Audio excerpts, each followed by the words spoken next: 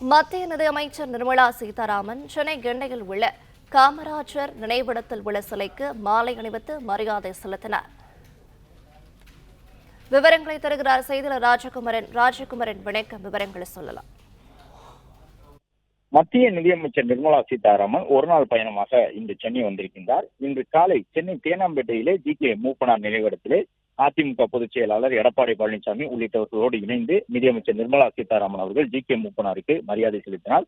அதன் தொடர்ச்சியாக அவர் தங்கியிருக்கக்கூடிய சென்னை கிண்டியில் இருக்கக்கூடிய தனியார் நட்சத்திர விடுதிக்கு வரக்கூடிய வழியிலே காமராஜர் நினைவிடத்திலும் தற்பொழுது மத்திய நிதியமைச்சர் நிர்மலா சீதாராமன் மரியாதை செலுத்தி இருக்கின்றார். அதன்படி காந்தி நினைவிட வளாகத்தில் இருக்கக்கூடிய காமராஜரின் நினைவிடத்திற்கு சென்றிருந்த மத்திய நிதியமைச்சர் நிர்மலா சீதாராமன் அங்கு வைக்கப்பட்டிருந்த காமராஜர் அவர்களுடைய சிலைக்கு மலர் மாலை செலுத்தி மரியாதை செலுத்தினார். அது மட்டுமல்லாமல் காமராஜர் நினைவகத்திற்கு உள்ளாக சென்று அங்கும் மலர் தூவி காமராஜர் அவர்களுக்கு மரியாதை செலுத்தி இருக்கின்றார்.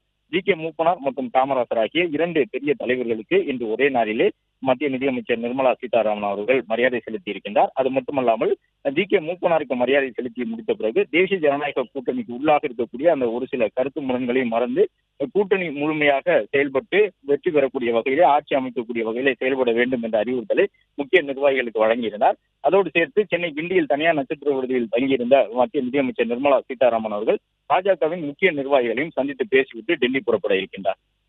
பிளே ஸ்டோர் மற்றும் ஆப் ஸ்டோரில் இருந்து பாலிமர் செயலியை QR கோடு மூலம் பதிவிறக்கம் செய்யுங்கள். செய்திகளை உடனுக்குடன் பெறுங்கள்.